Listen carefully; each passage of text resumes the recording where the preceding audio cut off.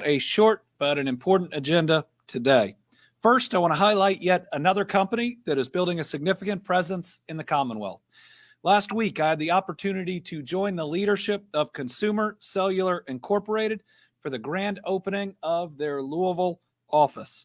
Consumer Cellular is a provider of cell phones and no-contract mobile phone plans for customers throughout the United States. Consumer Cellular operates exclusively in the U.S. and employs over 2,400 people nationwide. I'm proud to say Kentucky is adding to that number as the company is creating 486 new full-time jobs for Kentuckians in Jefferson County. The new customer support center includes a $15.5 million investment, and it positions the company for future growth in our state. We were proud to have the CEO, Ed Evans, in along with others from the company. One of the neatest things to come out of that is Ed was in Kentucky a couple decades ago working for another company at that time and loved our state and his experience so much. It was one of the driving reasons to bring nearly 500 jobs to the Commonwealth when he had the opportunity. Our low cost of living and our high quality of life are central to Consumer Cellular's decision to locate here, and I hope to see them grow well into the future. I got to meet their first trainee class as well. Really exciting to see that group bought into the company. They're the folks who will eventually become the trainers, as well as the original trainers they brought in who have moved full-time to Kentucky. These are the type of new businesses we like to see that attract talent from all across the United States. So thank you to Consumer Cellular for creating hundreds of quality jobs for our people. This is a company poised for a bright future, and we're going to grow together. Next, we've got some more good pieces of legislation that I'm pleased to sign and will benefit the people from our great state. First is Senate Bill 64. I'd like to invite Senator Mike Wilson from Bowling Green as we're going to sign Senate Bill 64. So we all know essential frontline employees like our law enforcement officers, telecommunicators, firefighters, and paramedics face challenge after challenge. These are tough jobs, but they continue to show up every day to keep us safe and to make our state better. I'm signing this legislation because it's past time for us to make sure our public safety employees are taken care of and have mental health services that are available because they're needed with the trauma that these individuals face. This bill allows any public agency to establish a peer support counseling program for Kentucky's public safety officers who have faced a traumatic, emotional, difficult incident while on the line of duty. And I can personally attest that in these last 2 years, our workforce has faced a lot. We all have scars internally and externally, and this is a wonderful statement and action plan about getting people help they need, about reducing any stigma about saying I could use a little extra help. And especially after what we have seen with the storms in Western Kentucky and the heroism of so many, including in Bowling Green, that responded, these services are very needed. I know the senator agrees, but certainly as governor, I want all our law enforcement, telecommunicators, firefighters, paramedics, and others to know that we see them out on the roads, in our hospitals, at our schools, in our neighborhoods, in our most difficult moments, and we are grateful. We want to be there for you like you are always there for us. This is a great bill. I'm proud to sign it. Senator? Thank you, Governor, and I certainly appreciate being able to sit with you while you sign the bill today. For our first responders, my experience comes from having been a police chaplain, seeing the things that our policemen go through every single day, deputies, and they're exposed to some of the most traumatic events that happen in people's lives, and yet then they still have to go home to be a husband, a father, and do it without having that interfere with their everyday lives. Nobody quite understands the things that they go through unless it's another police officer, someone that's had those same experiences, that's been trained in peer counseling. So I'm excited to be able to have this bill that will provide those services for our emergency responders. Thank you. All right.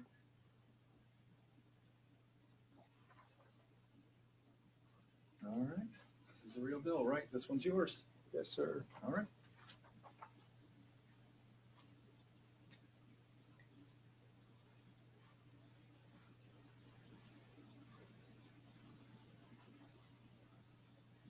on March the 17th.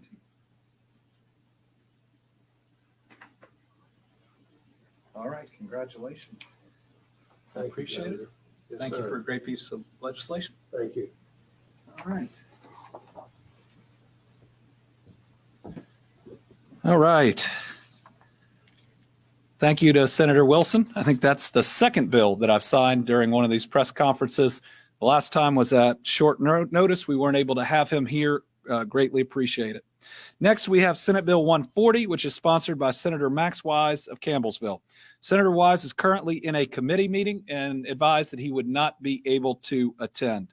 Under the provisions of this new law, patients can take medication that their doctor believes is best for their treatment rather than the medicine the insurance company or those who set drug prices think is best. Senate Bill 140 puts doctors and patients in charge of their health care instead of insurance providers or companies that set drug prices.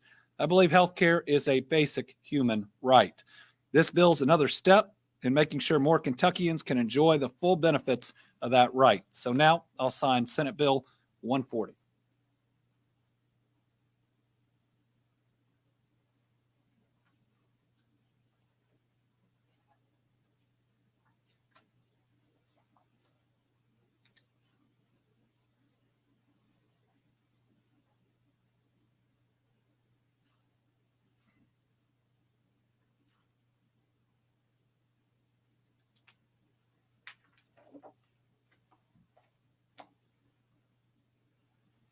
All right, last but not least is House Bill 284. I'd invite Representative Michael Meredith from Oakland, who's here with us today and who sponsored this bill, to be up here with us. This bill will significantly improve the efficiency of the Kentucky Transportation Cabinet's vehicle title and registration process by allowing for electronic filings of applications, come on up, for titles and liens. Kentuckians will still visit a county clerk office for vehicle registration and titling services, but it'll allow dealers and other partners to do so remotely. Now, listen, if we've learned a lesson during COVID, and I hope we've learned a number, that is more and more of these types of services need to be provided remotely, and we look forward to working to modernize each day. This bill means less paper to deal with and better data entry. Now, it will require some upgrades and some changes to regulations.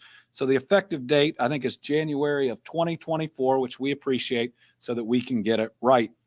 I want to thank those on the Legislative Research Commission Task Force that spent a year of study on these issues and whose work resulted in this legislation.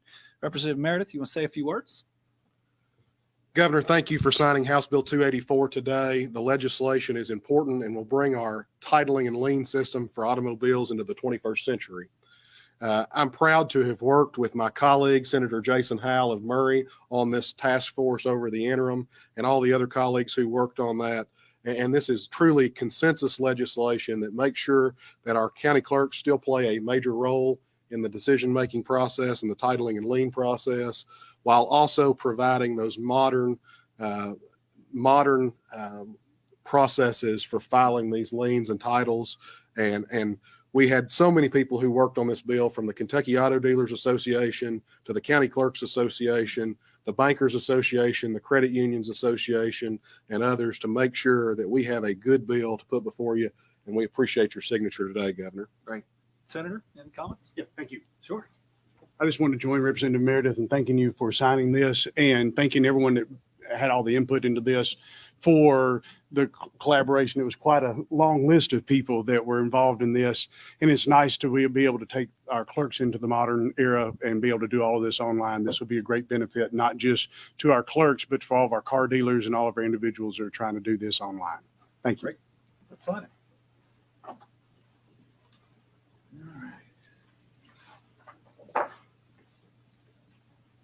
That looks like yours. That's right. All right. You didn't read what was inside. A good attorney would have told you not. That's right. I froze my license a while ago. Let's see, and then we'll date it with this one.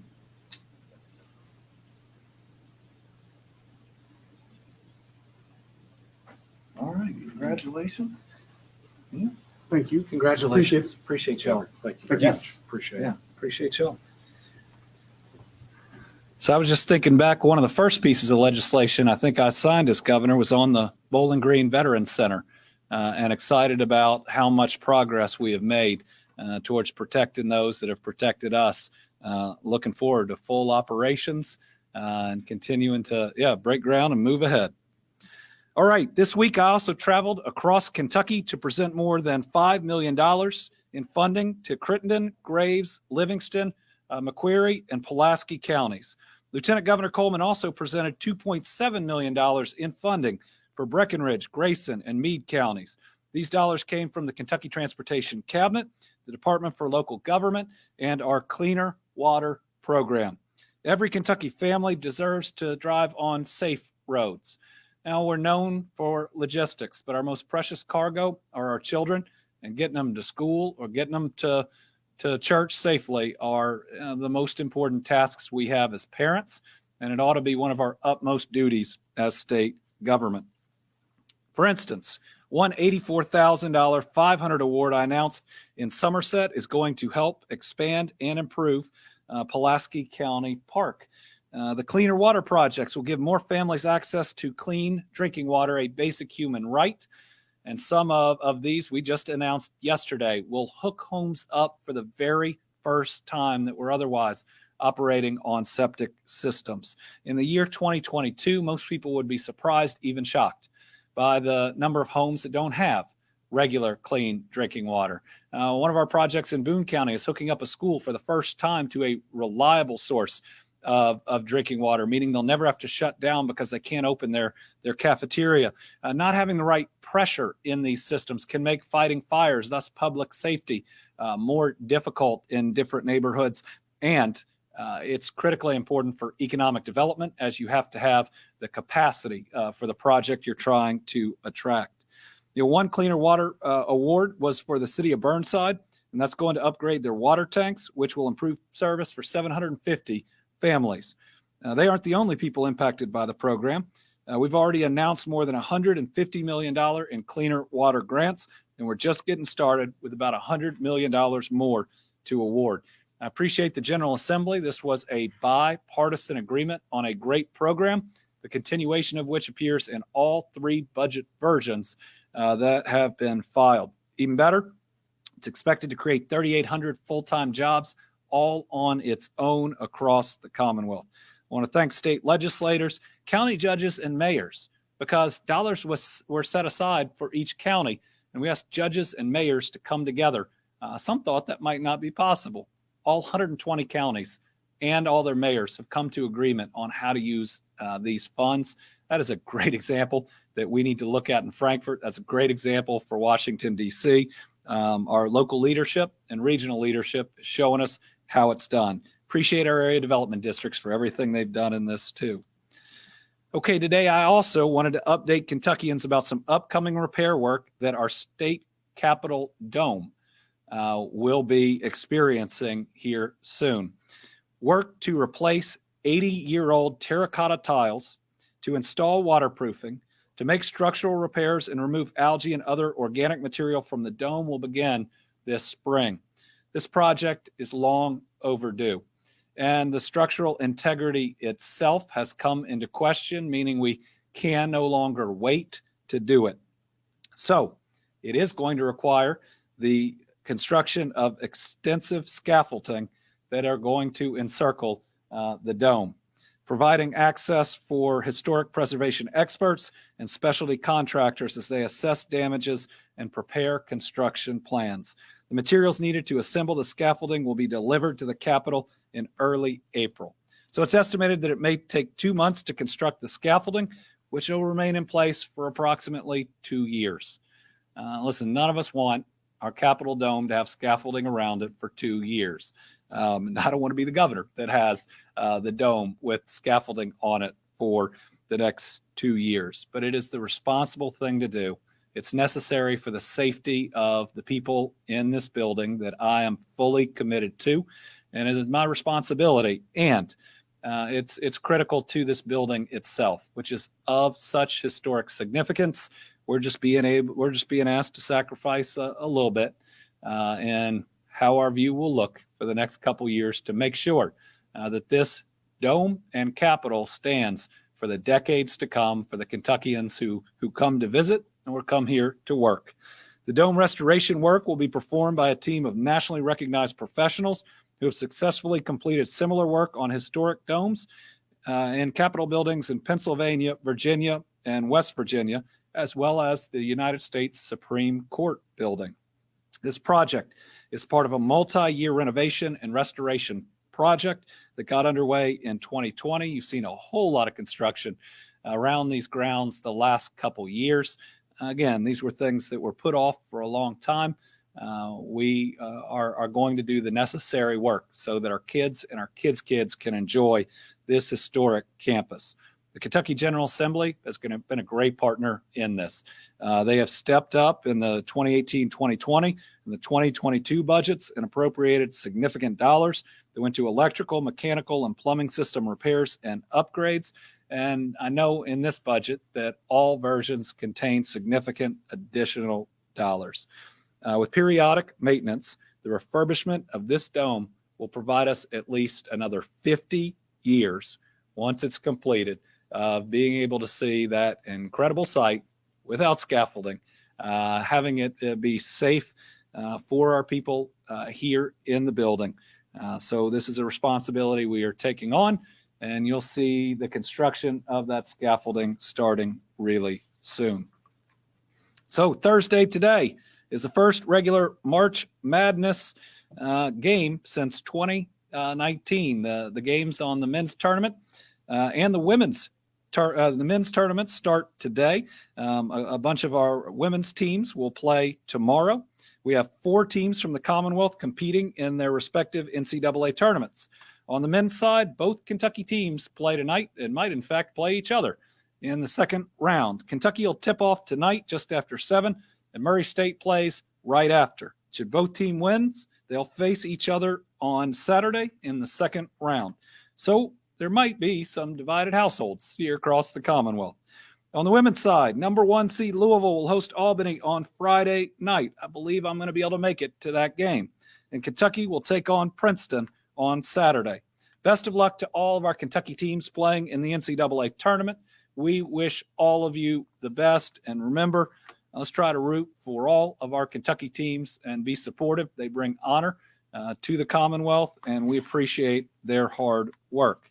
Now, it wouldn't be a Team Kentucky update if I didn't have to give a warning on severe weather. Well, this week is no exception. Several lines of showers and thunderstorms will move through western Kentucky on Friday afternoon and evening. Damaging straight-line winds are the main threat, though an isolated tornado or two will be possible across western Kentucky.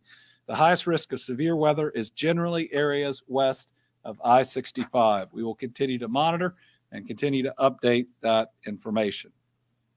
All right, and finally, our Team Kentucky All-Star. I'm proud to announce Shannon Bales as today's Team Kentucky All-Star. Shannon is an A-Team AmeriCorps program director who is retiring this year after spending 25 years serving communities in western Kentucky. In her career, Shannon has led over 1,000 AmeriCorps members in service to Kentuckians. Yesterday, I had the honor of talking to Shannon herself while we were signing a proclamation recognizing this as AmeriCorps Week in Kentucky. Shannon says she's proud of all the AmeriCorps members who have come through the program and become leaders in their respective communities. She noted some are now teachers, college professors, dentists, accountants, and the list goes on. Over the years, Shannon's AmeriCorps program team has served during 2 tornado disasters. First response took place 10 years ago at East Bernstadt, and the second response is the tornadoes that hit western Kentucky in December, in which AmeriCorps members were on site providing help within hours, and they are still there, still making a difference, and deeply appreciated by everyone in the region and across Kentucky. Shannon's team is also known for their annual Hearts from Home service project, where they partner with local schools and organizations in making homemade Valentine's cards for veterans and active duty military. Over the course of 10 years, more than 10,000 Valentine cards have been sent across the world. Another annual service project that Shannon's team is involved in is the Build a Bed program. Started 13 years ago, and it involves building beds for students that don't have their own place to sleep. and they include items such as sheets, blankets, and pillows and books. To date, the A-Team AmeriCorps program has made over 1,500 beds for children in need. Shannon says her heart will always be in service, and she hopes to serve in AmeriCorps, Kentucky in some other way after retirement. That is outstanding, Shannon. Thank you. And thank you to all the volunteers and AmeriCorps members. All right. With that, happy St. Patrick's Day, and we'll open it up to questions. Bodie? All right, Governor, I got two questions for you. One, can you comment on Senate Bill 195? Senator Chris McDaniel had a committee yesterday to get $50 million for federal Ukraine refugees. And also, can you speak more on the dome repair project? Go back over how much that's going to cost and how is that being funded? So let me start with the dome repair project as part of a much bigger overall maintenance and work on the Capitol. We'll get you the breakdown of just the dome itself. It's going to take about 2 years, but is absolutely necessary. We are really at the tipping point when it would start getting dangerous. I don't believe I have the estimate directly on that piece, but let me look through it very quickly. Well, thus far, I've got the amounts appropriated before this budget, but we'll get that breakdown for you. I read about, but haven't had a chance to talk to Senator McDaniel about, I guess it's Senate Bill 195, which is about Ukrainian refugees. Certainly, I stand with Ukraine. We are in awe of the heroism and courage of their soldiers, though their soldiers are their everyday men and women standing up for their freedoms. We want to do everything we can, both to help support them, to make the sacrifices that we are being asked to make right now to cripple the Russian economy and stop the dictator known as Vladimir Putin. And then we've got to think about the humanitarian side too, and how we can help in other ways. So I look forward in talking to Senator McDaniel, and I know that he's got the very best of intentions in filing it. I look forward to learning more details. All right, Tom Latek, Kentucky Today. Thank you, Governor. Good afternoon. I like the green tie. Thank you. I too am interested. Yes, sir. I too am interested in getting the cost figured on the dome work. So if you could have them send that to me as well, I would appreciate that. There are a couple of bills dealing with Kentucky State University that are kind of languishing in the General Assembly now. As you know, the House passed the one to allocate $23 million to get them through the end of this fiscal year. And then there's also the one that would give you the power to change the board makeup. Hadn't been any movement on those for the last several days after they were being rushed through earlier. Do you know the status of it and where it stands right now? My expectation is that the board bill for Kentucky State University will pass. We are already undertaking the efforts to make sure that we can meet the schedule, which is very aggressive under that bill. But the sponsor did work with us ahead of time on some different assistance that we would need or some changes we would need to do our best to meet that schedule. Certainly my expectation would be, should that bill go through, the funding should go through too. Now, making governance changes for the future of the university ought to come with providing the funding to help it survive, because doing one without the other wouldn't accomplish any goal, because the university cannot survive without that $23 million loan.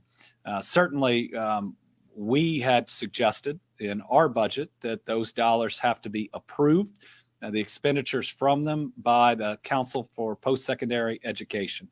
I want to be clear. I support KSU. We need to do what it takes to continue KSU and its mission. As one of only two historically Black colleges and universities, it serves a critical role in this Commonwealth, and I'm 100% supportive of the institution, but agree, we have to get it on the right track. We've got to make certain changes, and we've got to make sure things that happened in the past that don't happen again. Sarah Ladd, Courier Journal. Yes, thank you. Hoping to get your thoughts on House Bill 9 regarding charter schools, particularly the provision that would expand education opportunity accounts to cover private school tuitions in all counties. Thanks. I oppose charter schools. I'll veto any charter school bill, and I believe that the bill is unconstitutional in its current form. Karen Czar.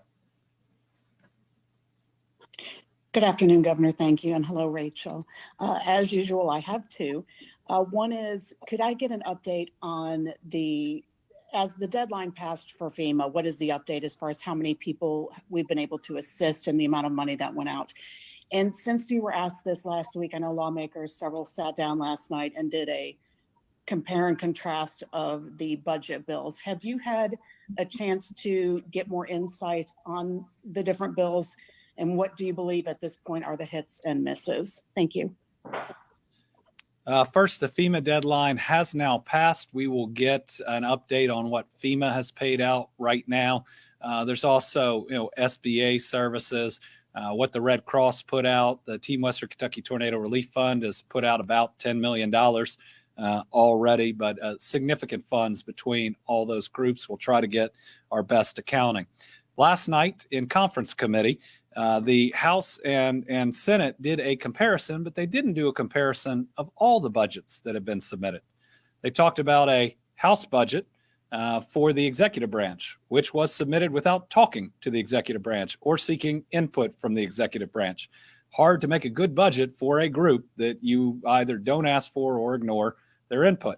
So they compared that with the Senate version. Now, the Senate did sit down with us and talk about our budget, and we greatly appreciate that. That was a much more collaborative process. As you look through the budgets and compare them, the biggest area is public education. First, they all increased the SEEK formula, but I don't believe that either the House or the Senate budget meet the moment. Our budget added almost $2 billion to public education, 16.9% SEEK increase. Much smaller SEEK increase in both the House and the Senate version, so there is an increase. We fully funded student transportation, something that the state, I believe, should be doing and should have been doing over the past number of budgets. The House and the Senate only fund part of that and only in the second year. We have universal pre-K. I hear all these bills about childcare and others, and I support childcare, but it's an incredibly difficult area where we're going to have to almost double the salaries of childcare workers to make it competitive and to make it work. And that is a huge challenge. The number one thing we can do to get people back in the workforce is universal pre-K at a fraction of the cost of looking at other programs. We include universal pre-K, which we can afford. It is not in the House or the Senate's budget, and the Senate didn't even fund full-day kindergarten. That's something that we funded in the last budget, and there ought to be a commitment there without using it as a bargaining chip for anything else. All three budgets have raises for our state workers, and they are all, I think, intended to do significant raises, and that's a real bright spot. I know they have to work through it exactly how and which approach they're going to take, but I think all of which are going to be very positive for our state workers. All of them have raises for the Kentucky State Police, needed all the same amounts to make it competitive. The Senate budget does not include the telecommunicators, those 911 folks that answer the phone, work a tough job, and try to walk everybody through difficult times. I think that needs to be addressed, but I know they're talking about it. All of them have dollars for new social workers, along with making our social work raise, I believe, permanent, and even providing some retention, I believe, for some of them. They don't have as many new social workers as our budget does, but they're all pretty significant. The House and Senate budget do not have the site development program that we have. $250 million. The goal there is to create the next Glendale to attract the next Ford. It was decades of investment in Glendale from the state that made that possible, along with tons of investments from the locals. We ought to be paying that forward, and we have enough money to do that right now. It's something that's wanted by every county judge, every ad district, every local economic development group. They deserve our help and we can get it to them. All the budgets include another round of the Cleaner Water Program. That will help a lot of people that are out there. Only our budget has a line item for an agri-tech R&D facility. That's one that could keep us on the cutting edge and not just be the workers, but to be the thinkers in that field. Two of the budgets do have a pharmaceutical R&D facility in Northern Kentucky. Only our budget makes the investment in the Paducah Airport terminal to make sure that's a reality and give Western Kentucky all the tools that they need. Karen, there's a lot of other comparisons. We could do an entire a press conference on that, but those are just some of the highlights. Last one, at least I'd mention, is we have more money for regional airports, which is critically important. And the Bipartisan Infrastructure Act is putting a ton of money into the big airports. Everybody else deserves their piece too. And our budget and the House budget have a significant, even generational investment in our career and vocational portions of our high schools. These are so needed. They tie us to the jobs of the future that we're bringing in.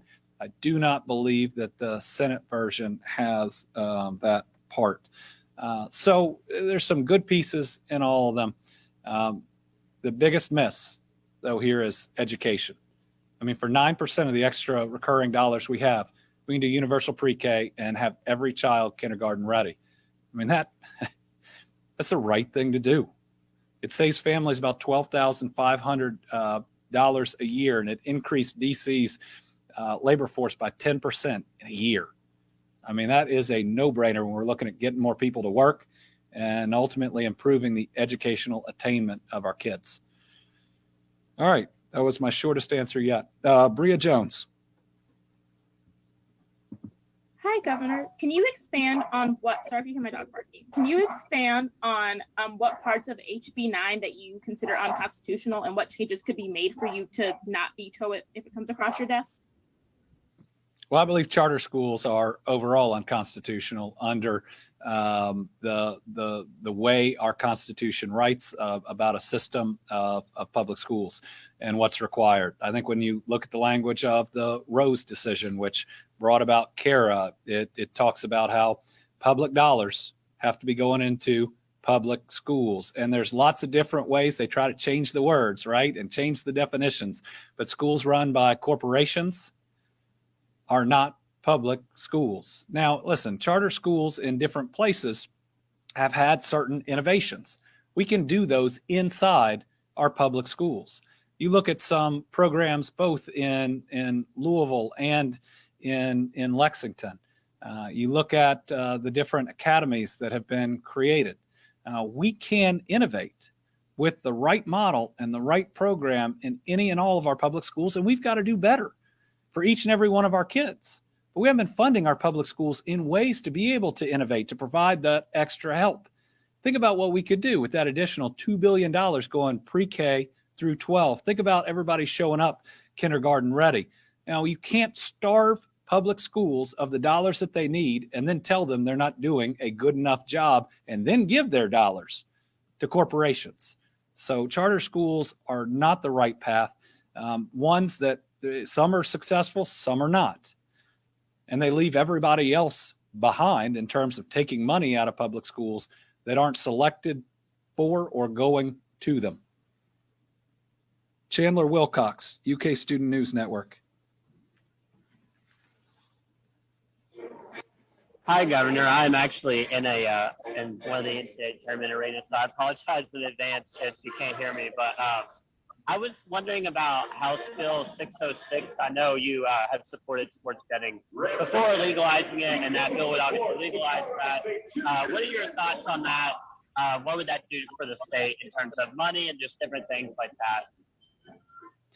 Well, it'd bring us into modern reality. Virtually every state around us allows sports betting. You can drive right across the border, just about any border, do it on your phone, turn around and come back. So they are dollars that are leaving our states and paving roads in Tennessee and Ohio and West Virginia. or helping to make healthcare more affordable in the states around us, doing important work that we ought to keep those dollars here. This is also what our people want, overwhelmingly, right? I mean, we're standing in the way of something that I believe our people can do responsibly. We're talking a whole lot lately about personal empowerment and individual decisions. And this is people wanting to spend their entertainment dollar on betting on sports. And I mean, think about it. Every sport we watch right now, we see the commercials come on for it. They're advertising almost with the teams themselves. So yeah, we're going to have to change some things in college or pro athletics to make sure that that these dollars don't impact the competition itself. But you know, this thing's time has come. It came 10 years ago, yet we are still here. Again, I hear a whole lot about wanting from this legislature about wanting to let people make their own choices. Here's one opportunity for them to do so. All right. Again, happy St. Patrick's Day, everybody. We will be back next Thursday because we have paused our Monday COVID updates. We continue to hope that we see declining numbers. We continue to hope they stay paused.